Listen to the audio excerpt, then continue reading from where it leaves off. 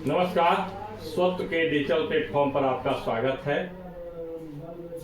आज 2 अप्रैल है। विश्व के एक महान गणितज्ञ वैज्ञानिक का जन्मदिन, और वह वैज्ञानिक बिहार का लाल था। विश्व के सबसे बड़े वैज्ञानिक अल्बर्ट आइंस्टाइन के सापेक्षता के सिद्धांत को चुनौती देने वाला महान भारतीय गणितज्ञ जिनका जन्मदिन आज है। बिहार के सुदूर गांव में एक गरीब परिवार में जन्म लेने वाले इस हीरे की चमक से संपूर्ण विश्व चकित था, लेकिन भारत अपने इस हीरे को संभाल कर रख नहीं सका था। ज्ञान विश्व का चमकता हुआ यह हीरा एक दिन गुमनाम के अंधेरे में ऐसा समा गया कि कहीं दिख ही नहीं रहा था। बहुत दिनों बाद कूड़ों के ढेर में बदहाल स्थिति में मिला, लेकिन विज्ञान को नया खोज से समृद्ध बनाने की उसकी जो क्षमता थी जा चुकी थी। महान गणितज्ञ और बिहार के लाल वशिष्ठ नारायण सिंह की बात हम कर रहे हैं। आज उन्हीं का जन्मदिन है। उनको हार्दिक श्रद्धांजलि। भारत की आजादी की लड़ाई जब चरम पर थी, उसी साल 1942 के अप्रैल महीने में बिहार के भोजपुर के छोटे से गांव बसंतपुर में वशिष्ठ नारायण सिंह का जन्म हुआ था। प्रतिभावान वशिष्ठ का नामांकन उस समय का सर्वश्रेष्ठ आवासीय नेतरहाट विद्यालय में हुआ था, जिसकी ख्याति पूरे भारत में थी। मैट्रिक की परीक्षा में वे पूरे बिहार में टॉप हुए थे। मैट्रिक पास होने के बाद आईएससी में उनका नामांकन पटना के साइंस कॉलेज में हुआ था, जिसकी ख्याति संपूर्ण विश्व में थी। गणित के वर्ग में उन्होंने एमएससी लेवल का प्रश्न करना शुरू कर दिया था। उस समय वे इंटर के छात्र के रूप में थे। कैलिफोर्निया विश्वविद्यालय के प्रोफेसर जॉन कैली एक सेमिनार के सिलसिले में पटना साइंस कॉलेज आए थे। उनकी नजर 18 वर्षीय वशिष्ठ नारायण पर पड़ी। उन्होंने इस अनमोल रत्न को तत्काल पहचान लिया। पटना विश्वविद्यालय ने अपने नियमों को शिथिल करते हुए इंटर के छात्र वशिष्ठ नारायण को एमएससी की परीक्षा देने की अनुमति दे दी। परीक्षा में वे उत्तीर्ण ही नहीं हुए, बल्कि अव्वल हुए।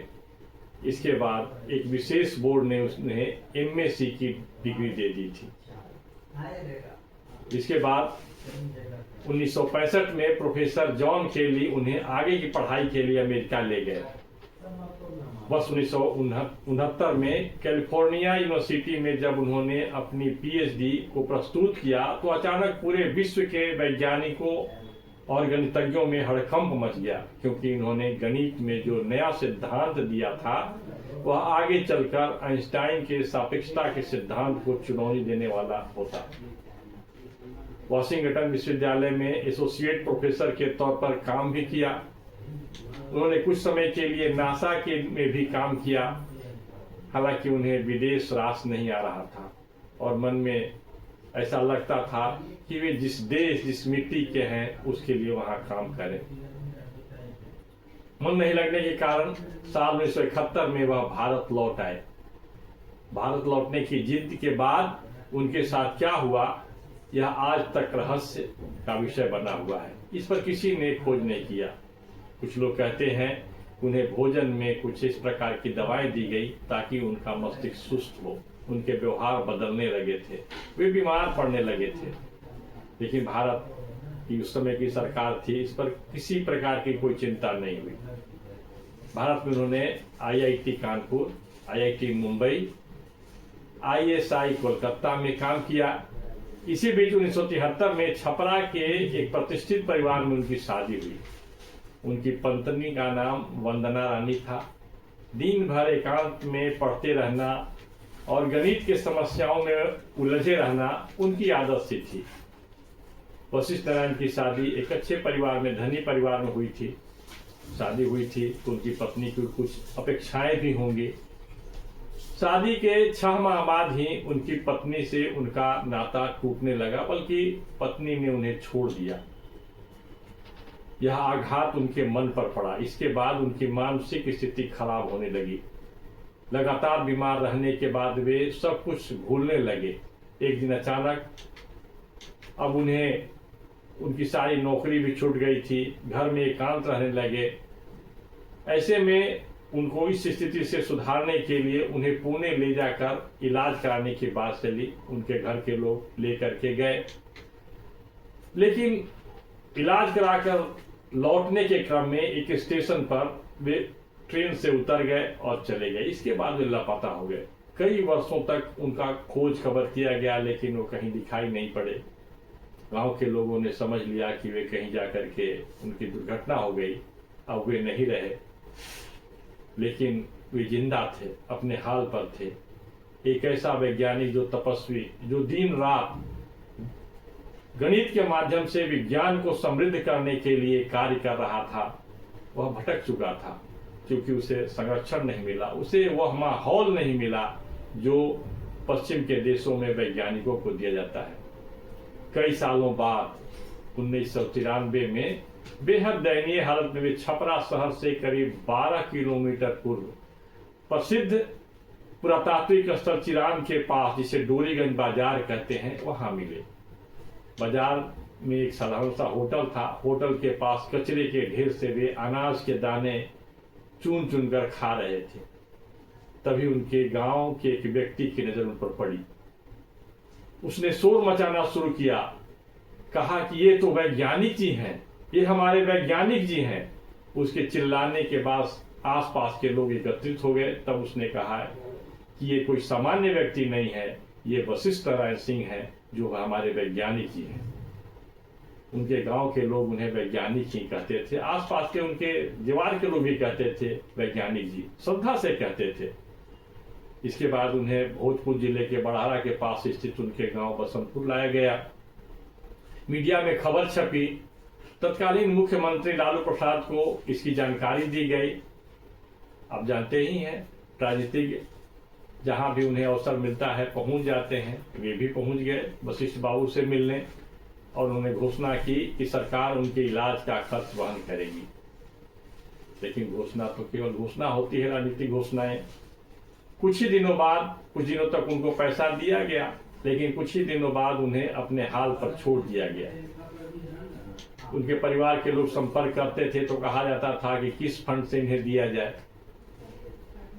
गांव में रहने लगे, जहां उनकी मां, भाई अयोध्या सिंह और उनके पुत्र मुकेश सिंह देख रेख करते थे। अपनी जो उनका संसाधन था उसके आधार पर उनका इलाज नियमित होता रहे। साथ ही उनकी पुस्तकें और उनके हस्तलिखित कापियां भी उनके पास रहे, यह उनका जिद होता था।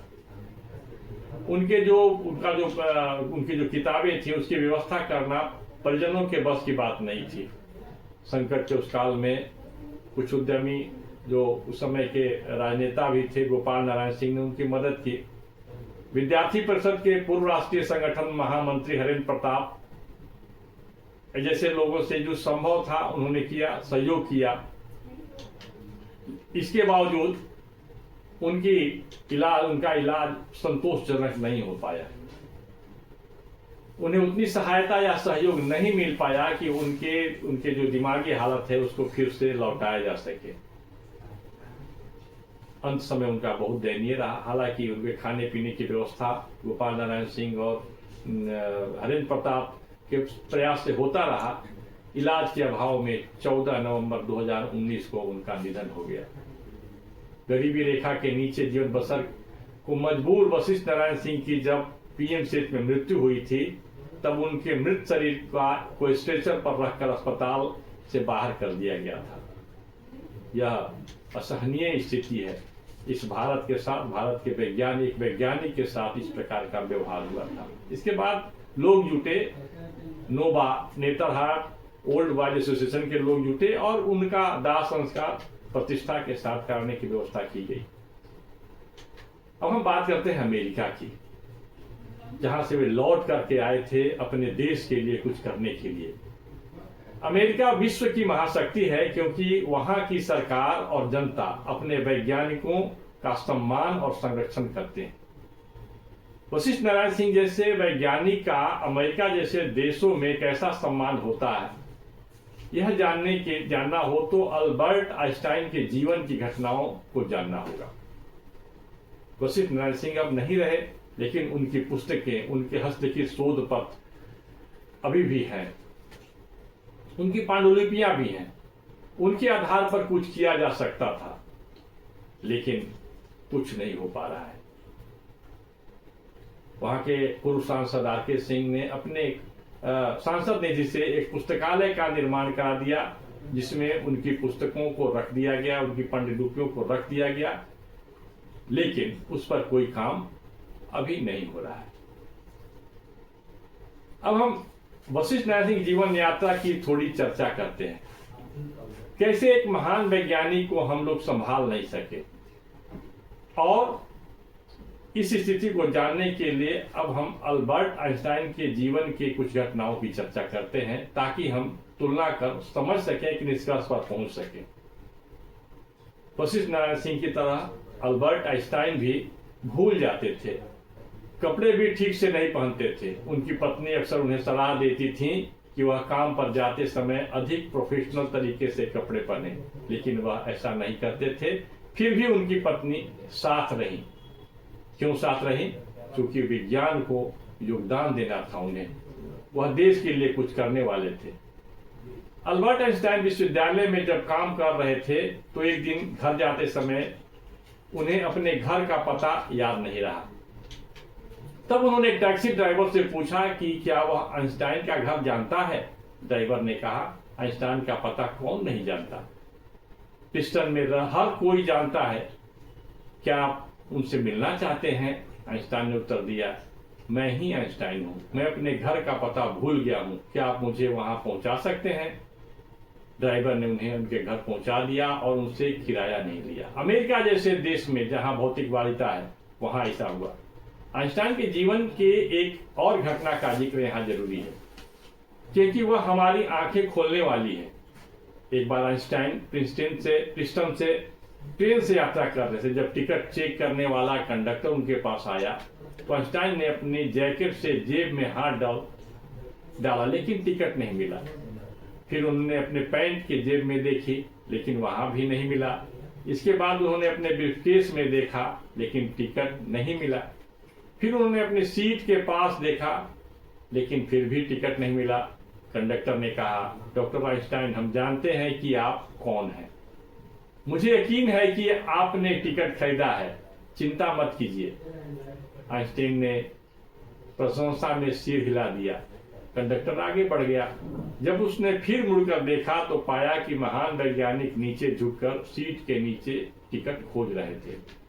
कंडक्टर तुरंत लौटा और कहा, डॉक्टर आइंस्टाइन, चिंता मत कीजिए, मैं जानता हूं कि आप कौन हैं, आपको टिकट की आवश्यकता नहीं है, मुझे यकीन है कि आपने टिकट खरीदा है।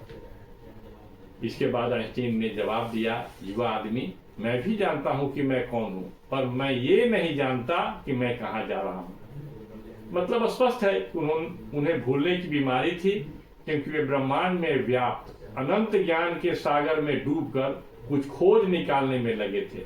ऐसे मनुष्यों की सामान्य स्मृतियां मंद पड़ जाती हैं। अमेरिका के लोगों ने अपने इस ज्ञान सूर्य को अनिष्टकारी काले बादलों से ढकने नहीं दिया। हमारे वशिष्ठ बाबू भी आइंस्टीन की ही तरह ज्ञान के सूर्य थे। उनका भी सामान्य स्मृति मंद हो गया, लेकिन राजनीतिक आजादी के बाद भी भारत का समाज और तंत्र औपनिवेशिक मानसिकता का गुलाम रहा, जिसमें ज्ञानियों से ज्यादा अधिकारियों और भ्रष्ट नेताओं का मान होता है। इस व्यवस्था और मानसिकता ने ज्ञान के सूर्य को ऐसा ढका कि वह सदा के लिए अस्त हो गया। यह भारत ही नहीं बल्कि संपूर्ण विश्व के ज्ञान जगत के लिए अपूरणीय क्षति है। आपको याद करते हुए आपके चरणों में श्रद्धा सुमन अर्पित करता हूं। वशिष्ठ बाबू, आप जहां भी रहें सुख आनंद के साथ रहें और फिर से भारत में आए और भारत की दशा सुधारने में अपना योगदान करें। नमस्कार, फिर मिलेंगे।